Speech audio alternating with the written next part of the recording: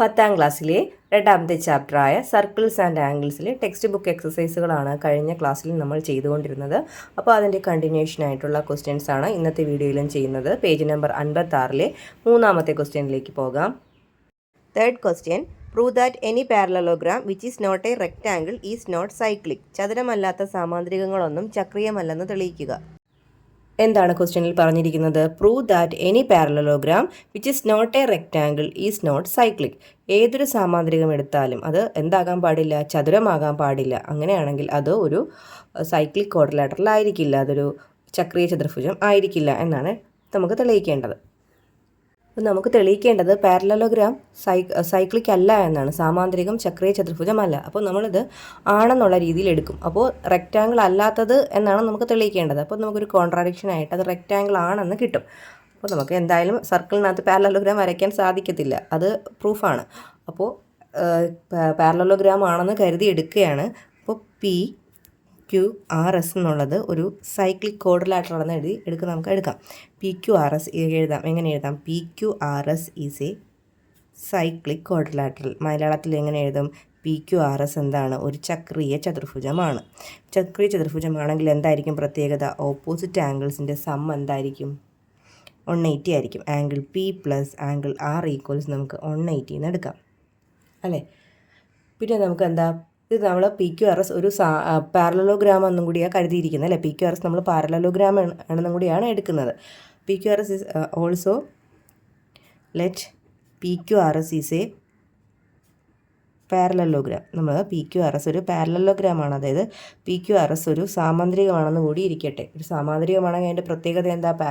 പാരലലോഗ്രാമിൻ്റെ പ്രത്യേകത എന്താ? Opposite angles equal ആവും. അതായത് ഈ ആംഗിൾ Pയും ആംഗിൾ Rഉം എന്താവും? ഈക്വൽ ആവും. ആംഗിൾ Pയും ആംഗിൾ Rഉം ഈക്വലുമാണ്. ആംഗിൾ Pയും ആംഗിൾ Rഉം കൂടെ കൂട്ടുമ്പോൾ 180 അല്ലേ. ആംഗിൾ Pയും ആംഗിൾ Rഉം ഈക്വലുമാണ്. ആംഗിൾ Pയും ആംഗിൾ Rഉം കൂടി കൂട്ടുമ്പോൾ നമുക്ക് എന്തുണ്ട്? 180 ഉണ്ട്. അങ്ങനെയാണെങ്കിൽ ആംഗിൾ Pയും ആംഗിൾ Rഉം എത്ര വീതമാകും? 90 ആയാൽ മാത്രമല്ലേ 180 കിട്ടും. തുല്യമായതുമാണ്. കൂട്ടുമ്പോൾ 180 ആണെങ്കിൽ ആംഗിൾ Pയും ആംഗിൾ Rഉം എന്താവും? 90 ആവും. അതായത് ഈ PQRS എന്തായിട്ട് മാറും? ഒരു റെക്റ്റാങ്കിളായിട്ട് മാറും. ഇതേ പ്രോപ്പർട്ടി തന്നെയാണ് ഈ ആംഗിൾസിനും ഉള്ളത് അല്ലേ. Q പ്ലസ് QSഉം പാരലലോഗ്രാം ആണെങ്കിൽ QSഉം ഈക്വലും ആവും. Q പ്ലസ് S 180 സൈക്ലിക് ആയതുകൊണ്ട് 180 നമ്മുടെ അടുത്ത് ക്വസ്റ്റ്യനിൽ പറഞ്ഞിരിക്കുന്നത് റെക്റ്റാങ്കിൾ അല്ലാത്ത പാരലലോഗ്രാം ഒന്നും എന്തല്ല? സൈക്ലിക് അല്ല. അപ്പോൾ നമ്മൾ ഇത് റെക്റ്റാങ്കിൾ ആണെങ്കിൽ എന്താകും? സൈക്ലിക് ആകും. അപ്പോൾ നമ്മൾ റെക്റ്റാങ്കിൾ അല്ല എന്ന് പാരലലോഗ്രാം ആണെന്നും പറഞ്ഞാൽ എടുത്തപ്പോൾ ഇതെന്താണെന്ന് നമുക്ക് കിട്ടി? റെക്റ്റാങ്കിൾ ആണെന്ന് കിട്ടി. അപ്പോൾ നമ്മുടെ പ്രൂഫായി. ഒരു റെക്റ്റാങ്കിൾ അല്ലാത്ത ഒരു പാരലലോഗ്രാമും എന്തല്ല? സൈക്ലിക് അല്ല. നമ്മൾ എങ്ങനെ എഴുതുക? This means PQRS must be A rectangle. ഇതിൽ നിന്ന് നമ്മൾ അർത്ഥമാക്കുന്നത് എന്താണ്? PQRS ഒരു ചതുരമാണ് അല്ലേ. Pയും Rഉം 90 ഡിഗ്രി വീതമാണെങ്കിൽ അത് ചതുരമാകും. അല്ല എങ്കിൽ otherwise it is not cyclic. അല്ലെങ്കിൽ ഇത് എന്തായിരിക്കില്ല? സൈക്ലിക് ആയിരിക്കില്ല. അതായത് നമ്മൾ PQRS പാരലലോഗ്രാം ആണെന്ന് പറഞ്ഞ് എടുക്കുകയാണെങ്കിൽ അത് എന്തല്ല? സൈക്ലിക് അല്ല. അല്ലാത്ത പക്ഷേ ഇത് എന്തായിട്ട് മാറും? ഒരു റെക്റ്റാങ്കിൾ ആയിട്ട് മാറും. Fourth question, prove that a non isosceles trapezium is not cyclic. സമപാർശ്വമല്ലാത്ത ലംബകങ്ങളൊന്നും ചക്രീയമല്ലെന്ന് തെളിയിക്കുക. ഫോർത്ത് ക്വസ്റ്റ്യൻ നോക്കിയാൽ ക്വസ്റ്റ്യൻ ഇതാണ്, prove that a non isosceles trapezium is not cyclic. എന്താണ് നോൺ ഐസോസെലസ് ട്രപ്പീസിയം? ഇങ്ങനെ ഒരു രൂപമാണ് ട്രപ്പീസിയം. ഇനി അത് നോൺ ഐസോസെലസ് ആവണമെങ്കിൽ ഒരു ജോഡി വശങ്ങൾ എന്താകരുത്? ഈക്വൽ ആകരുത്. ഐസോസെലസ് ആണെങ്കിൽ എന്താണ്? രണ്ട് വശങ്ങൾ തുല്യമായിട്ട് വരും. നോൺ ഐസോസെലസ് പറഞ്ഞു പറയുമ്പോൾ ഈ രണ്ട് വശങ്ങൾ എന്തല്ല? തുല്യമായിട്ട് വരില്ല. അപ്പോൾ ഇങ്ങനെ എടുക്കുന്നു നമ്മുടെ നോൺ ഐസോസെലസ് ട്രപ്പീസിയം എന്തല്ല എന്ന് പ്രൂവ് ചെയ്യണം? സൈക്ലിക് അല്ല, ചക്രീയമല്ല. അതായത് ഈ 4 വെർട്ടിസസ് ശീർഷകങ്ങളിൽ കൂടി നമുക്ക് എന്ത് വരയ്ക്കാൻ പറ്റില്ല? സർക്കിൾ വരയ്ക്കാൻ പറ്റില്ല എന്നാണ് നമ്മൾ തെളിയിക്കാൻ പോകുന്നത്. അപ്പോൾ നമുക്ക് എന്തെടുക്കാം? ABCD നോൺ ഐസോസെലസ് ആണെങ്കിൽ if ABCD is known isosceles, ABCD non isosceles ആണെങ്കിൽ എന്താ സംഭവിക്കുന്നത്? ADയും BC എന്തല്ലാതാകും? ഈക്വൽ അല്ലാതാകും. ഈ രണ്ട് വശങ്ങളും തുല്യമല്ലാതാകും അല്ലേ. AD നോട്ട് ഈക്വൽസ് BC ആണ്, തുല്യമല്ലല്ലോ, നോൺ ഐസോസെലസ് അല്ലേ. അങ്ങനെയാണെങ്കിൽ ഇപ്പോൾ രണ്ട് സൈഡ് ഈക്വൽ അല്ല എങ്കിൽ നമുക്ക് ഈ ആംഗിൾ Aയും ആംഗിൾ Bയും എന്തായിട്ട് കിട്ടും? നോട്ട് ഈക്വൽ ടു ആയിട്ട് കിട്ടും അല്ലേ. ആംഗിൾ Aയും ആംഗിൾ Bയും എന്തല്ല? ഈക്വൽ അല്ല. ഐസോസെലസ് ആണെങ്കിൽ എന്തായനെ? ഈക്വൽ ആയനെ. അഡ്ജസൻറ്റ് സൈഡ് ആംഗിൾസ് എന്തായനെ? ഈക്വൽ ആയനെ. ഇതിപ്പോൾ അടുത്തടുത്തുള്ള കോണുകൾ തുല്യമല്ല, കാരണം ഇവിടെ അടുത്തടുത്തുള്ള ഈ ഒരു ജോഡി എതിർവശങ്ങൾ എന്തല്ല? തുല്യമല്ലാത്തത് കൊണ്ട് ആ കോണുകളും എന്തല്ല? തുല്യമല്ല. ഇനി നമുക്കറിയാം എ ബി എന്ന ലൈനും ട്രപ്പീസ്യത്തിൻ്റെ പ്രത്യേകത എന്താണ്, ലംബകത്തിൻ്റെ പ്രത്യേകത എന്താണ്, എ ബിയും സി ഡിയും എന്താണ്, പാരലലാണ്. എ ബിയും സി ഡിയും എന്താണ്, പാരലലാണ് അല്ലേ. എ ബിയും സി ഡിയും പാരലൽ ആയതുകൊണ്ട് നമുക്ക് എന്ത് എഴുതാൻ പറ്റും, ഈ രണ്ട് ആംഗിൾസിൻ്റെ സം, അതായത് angle A plus angle D എത്രയായിരിക്കും, 180 ആയിരിക്കും. അതുപോലെ ആംഗിൾ ബി പ്ലസ് ആംഗിൾ സിയും എന്തായിരിക്കും, 180 ആയിരിക്കും. ഈ രണ്ട് ആംഗിൾസിൻ്റെ സം എന്താണ്, 180. കാരണം എ ബിയും സി ഡിയും എന്താണ്, പാരലൽ സമാന്തരം ആയതുകൊണ്ട് തന്നെ. ഇനി നമുക്കുണ്ട് എന്താ നമ്മൾ എഴുതി വെച്ചിരിക്കുന്നത്, ഇത് നോൺ ഐസോസെലസ് എന്നല്ലേ എടുത്തത്. അപ്പോൾ ആംഗിൾ എയും ആംഗിൾ ബിയും എന്തല്ല, ഈക്വൽ അല്ല, നോട്ട് ഈക്വൽ ആണ് അല്ലേ, ഈക്വൽ അല്ല. അപ്പോൾ നമ്മളിവിടെ angle A plus angle D equals 180 എന്നാണ് എടുത്തിരിക്കുന്നത്. Angle A plus angle D equals 180 അല്ലേ. എക്ക് ഈക്വൽ അല്ല ബി, അതുകൊണ്ട് എയുടെ പ്ലേസിൽ നമ്മൾ ബി കൊടുക്കുകയാണെങ്കിൽ ഈ ഇക്വേഷനിൽ 180 കിട്ടില്ല അല്ലേ, 180 കിട്ടില്ല. ഒന്നും കൂടി പറയാം, angle A plus angle D നമുക്ക് 180 എന്നുണ്ട് അല്ലേ. ആംഗിൾ എയും ആംഗിൾ ബിയും തുല്യവുമല്ല. അപ്പോൾ ആംഗിൾ എക്ക് പകരം ഞാൻ ആംഗിൾ ബി കൊടുക്കുകയാണെങ്കിൽ ഈ ഈക്വലിന് പകരം എന്ത് വരും, നോട്ട് ഈക്വൽ ടു വരും അല്ലേ, നോട്ട് ഈക്വൽ ടു വരും. അതായത് ഈ ആംഗിൾ ബിയും ആംഗിൾ ഡിയും എങ്ങനെയുള്ള ആംഗിൾസ് ആണ്, ഓപ്പോസിറ്റ് ആംഗിൾസ് ആണ്. സൈക്ലിക് ആകണമെങ്കിൽ എന്താകണം, ഓപ്പോസിറ്റ് ആംഗിൾസിൻ്റെ സം എന്തായിരിക്കണം, 180 ആയിരിക്കണം. ഇപ്പോൾ ഇവിടെ ആംഗിൾ ബിയും ആംഗിൾ ഡിയും 180 ആണോ കിട്ടിയത്, 180 അല്ല എന്നല്ലേ കിട്ടിയത്. ദെർഫോർ നമുക്ക് എന്തെഴുതാം, എ ബി സി ഡി എന്ന ക്വാഡ്രിലാറ്ററൽ ചതുർഭുജം എന്തല്ല, സൈക്ലിക് അല്ല, ചതുർക്രിയമല്ല. A B C D is not cyclic. Fifth question, in the picture below, an equilateral triangle is drawn with vertices on a circle and two of its vertices are joined to a point on the circle. In the second picture, a square is drawn with the vertices on a circle and two of its vertices are joined to a point on the circle. In each picture, calculate the angle marked. Fifth ക്വസ്റ്റ്യനിൽ എന്താ പറഞ്ഞിരിക്കുന്നത്, രണ്ട് figure തന്നിട്ടുണ്ട്. അതിൽ ഒരു figure ഞാനിവിടെ വരച്ചിട്ടുണ്ട്. ഈ ഫസ്റ്റ് ഫിഗറിൻ്റെ പ്രത്യേകത, ഇതിൽ കാണിച്ചിരിക്കുന്നത് എന്താണ്, ഒരു ട്രയാങ്കിൾ ഉണ്ട്, ഒരു ത്രികോണം എ ബി സി. ഈ ട്രയാങ്കിളിൻ്റെ പ്രത്യേകത എന്ന് പറഞ്ഞാൽ ഇതൊരു ഈക്വിലാറ്ററൽ ട്രയാങ്കിളാണ്, അതായത് സമഭുജ ത്രികോണമാണ്.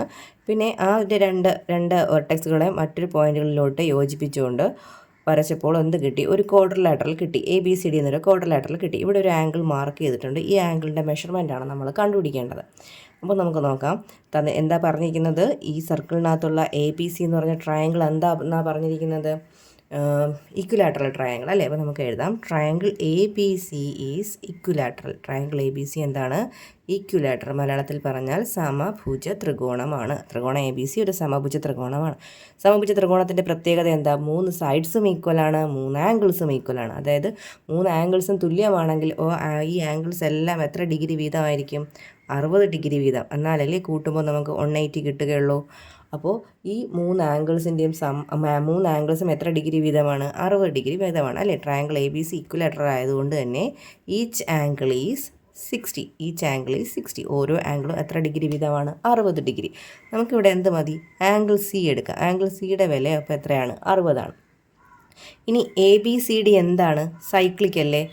Also A B C D is cyclic. A B C D എന്തും കൂടിയാണ്, ഒരു സൈക്ലിക് ക്വാഡ്രിലാറ്ററാണ്. എയും ബിയും സിയും ഡിയും എല്ലാം സർക്കിളിലെ പോയിന്റുകളായതുകൊണ്ട് എ ബി സി ഡി സൈക്ലിക്കുമാണ്. സൈക്ലിക് ആണെങ്കിൽ അതിൻ്റെ പ്രത്യേകത എന്താണ്, ഓപ്പോസിറ്റ് ആംഗിൾസിൻ്റെ സം എത്രയാണ്, 180. ഇവിടെ ആംഗിൾ സിയും ആംഗിൾ ഡിയും ആണ് ഓപ്പോസിറ്റായിട്ട് കിടക്കുന്നത്, എതിരെ കിടക്കുന്നത്. അപ്പോൾ ആംഗിൾ സിയുടെയും ആംഗിൾ ഡിയുടെയും സം എത്രയെന്ന് എഴുതാം, നമുക്ക് 180 എന്ന് എഴുതാം. ആംഗിൾ സി നമുക്ക് എന്തെന്നുണ്ട്, 60 ഡിഗ്രി അല്ലേ. അപ്പോൾ 60 പ്ലസ് ആംഗിൾ ഡി എത്രയെന്ന് എഴുതാം, നമുക്ക് 180 എന്ന് എഴുതാം. ഇനി ആംഗിൾ ഡി കണ്ടുപിടിക്കാൻ 180യിൽ നിന്ന് 60 എന്ത് ചെയ്യുക, മൈനസ് ചെയ്യുക. അപ്പോൾ നമുക്കിവിടെ മാർക്ക് ചെയ്തിരുന്ന കണ്ടുപിടിക്കേണ്ട ആംഗിൾ ഡി എന്നായിരുന്നു. അത് എത്ര ഡിഗ്രി എന്ന് കിട്ടും, നമുക്ക് 120 ഡിഗ്രി എന്ന് കിട്ടും. ഇനി രണ്ടാമത്തെ ഫിഗറിൽ തന്നിരിക്കുന്നത് പി ക്യു ആർ എസ് എന്താണ്, ഒരു സ്ക്വയറാണ്, ഒരു സമചതുരമാണ്. നമുക്ക് കണ്ടുപിടിക്കേണ്ടത് ആംഗിൾ ടി ആണ്. സമചതുരത്തിലെ രണ്ട് വെർട്ടെക്സുകളെ മറ്റൊരു വെർട്ടെക്സുമായി യോജിപ്പിച്ചുകൊണ്ട് ഒരു ആംഗിൾ കിട്ടിയിട്ടുണ്ട്. ആ ആംഗിളാണ് നമുക്ക് കണ്ടുപിടിക്കേണ്ടത്.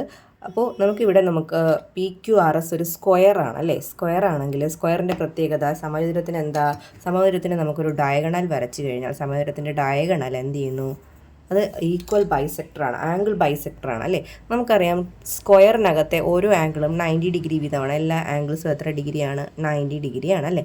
90 ഡിഗ്രി, അതായത് ഈ ആംഗിൾ ആറും 90 വരും. അപ്പോൾ ഈ ഒരു ഡയഗണൽ ഇവിടെ വരയ്ക്കുമ്പോൾ അതിന് ഡയഗണൽ എന്താണ്? ഡയഗണൽ എങ്ങനെയാണെന്നാണ് പറഞ്ഞത്? സമഭാജിയാണ്, അതായത് ബൈസെക്ടറാണ്, ആംഗിളിനെ ബൈസെക്ട് ചെയ്യും. ഇപ്പോൾ 90 ആയതുകൊണ്ട് 90 രണ്ട് തുല്യ ഭാഗങ്ങളായിട്ട് ഭാഗിക്കും അല്ലേ. ഇപ്പോൾ നമുക്ക് എഴുതാം PQRS is A square. PQRS എന്താണ്? ഒരു സ്ക്വയറാണ്, സമചതുരമാണ്. Therefore നമുക്ക് എന്തെഴുതാം? Each angle is 90. ഓരോ കോണും എത്ര ഡിഗ്രി വീതമാണ്? 90 ഡിഗ്രി വീതമാണ്. നമ്മൾ അഡീഷണൽ ആയിട്ട് വരച്ച് ചേർത്തതാണ് ഡ്രോ PR. നമ്മൾ PR എന്ന് പറഞ്ഞ ഡയഗണൽ നമ്മളിവിടെ വരച്ചു അല്ലേ. അപ്പോൾ നമുക്ക് എന്ത് കിട്ടും? ആംഗിൾ PRS ഈക്വൽസ് എന്ത് കിട്ടും? PRS ഈക്വൽസ് 45 ഡിഗ്രി എന്ന് കിട്ടും. ആംഗിൾ PRS 45 ഡിഗ്രിയാണ്. എന്തുകൊണ്ടാണ്?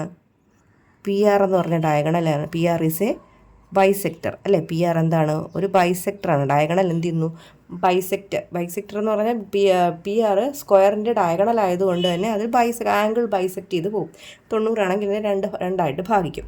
ഇനി നമുക്ക് നോക്കുമ്പോൾ കാണാം, ഇവിടെ നോക്കൂ, PRST ഇതെന്താണ്? അതിൻ്റെ 4 വെർട്ടെക്സുകളല്ലേ. ഈ 4 വെർട്ടെക്സുകളും സർക്കിളിൽ തന്നെയാണ് അല്ലേ. അപ്പോൾ PRS എന്താണ്?